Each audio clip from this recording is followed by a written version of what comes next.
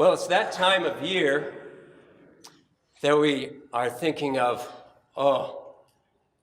Christmas lists. What do I get for this person? What do I get for that person? And I feel like I've gotten worse and worse at that as the years go by. And maybe it's because after a while you've done it before. But as I was considering it this time, the Lord put something on the list to give to everybody. And it's called humility. Humility. And it makes me think of Philippians 2, starting at verse 3. Paul talks about humility, and he says that that's when you're not looking out for yourself. It's when you're looking out for the needs of others.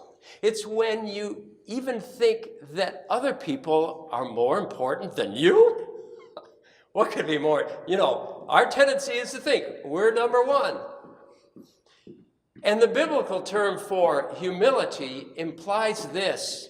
It implies that we recognize our own insufficiency and also at the same time recognize the power of God's all-sufficiency, that he can do everything.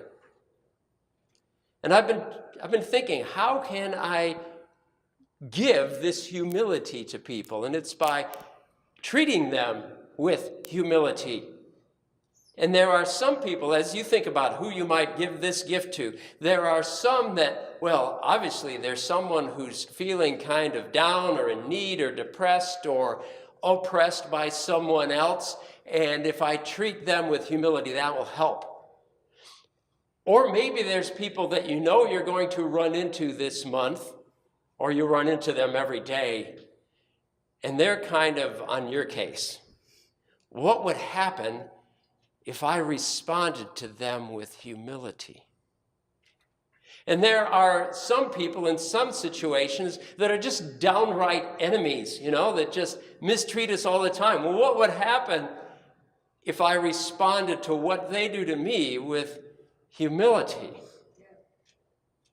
It sounds a little bit like disaster, for those last two cases at least.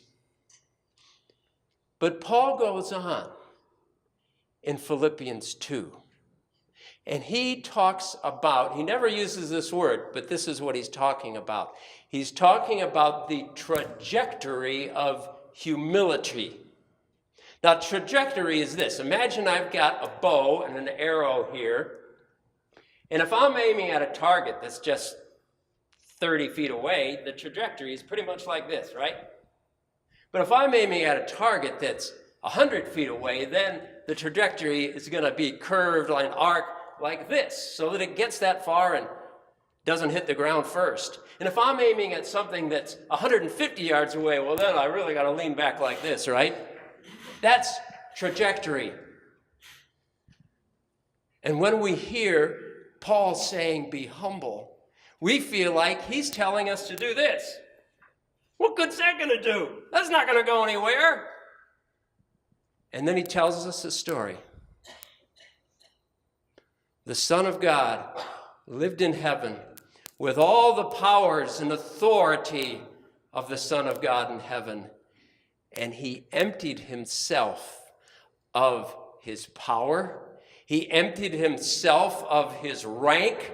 And he came down here as a human being. And he was humbled just by living among us in our squalor and in our sinfulness and rebellion. And then he humbled himself. He shot even lower. He aimed even lower when he died on the cross. And then what happened?